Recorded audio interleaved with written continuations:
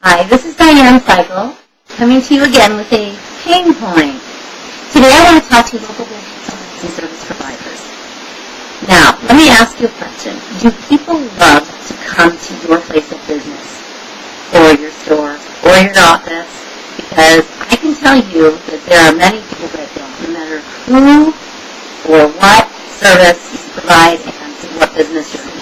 Because I am a very good consumer of local products and services. And right now, I'm about to go out and do something, but I've been putting it off because I can't stand going to their office. I can't stand going to their place of business.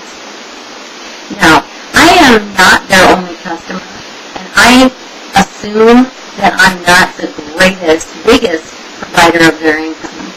But even though I'm a small customer, I still offer value because I have opportunities to offer all sorts of referrals to their business. And I am dreading it and have put this off for so long because they're so nasty.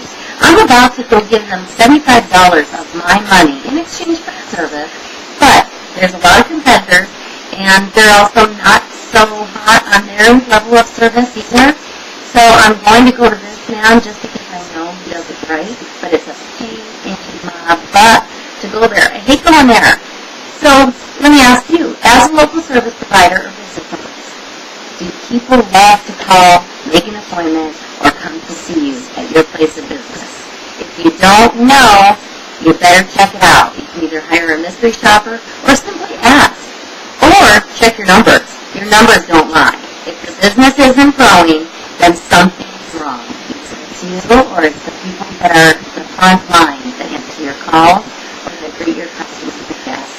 So please don't make it a pain in the butt to come do business with you and give us and have us give you our money.